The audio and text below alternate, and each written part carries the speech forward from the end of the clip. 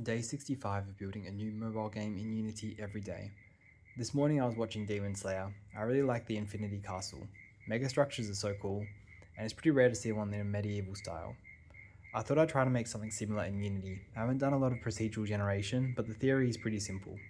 I was quickly able to make a simple spawner, pick a random direction, see if there's a room there. If there isn't, then spawn one and just keep looping. This worked pretty well, but I wanted to have more control over the relationship between objects. For example, I wanted to have a veranda object that wouldn't have anything spawn in front of it, or a corridor object that wouldn't have objects spawn to the sides. It'd also be good to have things like void objects, where I could define an area of space where nothing could be placed. This would be really useful for a full infinity castle because they tend to have these giant voids between these towers of castle.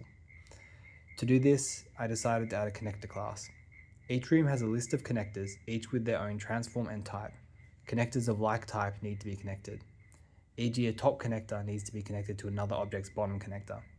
This allowed me to spawn rooms of different sizes and connect them correctly. To prevent rooms spawning on top of each other, I just checked the colliders. The other thing I made is a dither alpha shader. I thought it would look cute for the Shoji. All you need to do is split the color to grab the alpha channel, then route that into a dither node and into the fragment alpha. The trick here is you need to remap the alpha value to a range of 0.55 to 1.45 before putting it to the dither node. I'm not sure why this is necessary, but you'll need to do it to ensure that your alpha from 0 to 100% renders correctly. Otherwise, when objects are at 50%, they'll still look solid, and when they're at 100%, they'll still be semi-transparent. In hindsight, this would have been a great project to use ProBuilder for rather than using primitives, but I think I would rather use Blender. I only spent 2 hours on today's game. If I spent more time, Blender would have improved it a lot.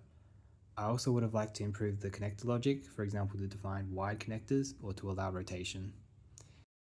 Anyway, here's today's game. I ended up playing with it for about 20 minutes, so here's a time lapse of me playing with it.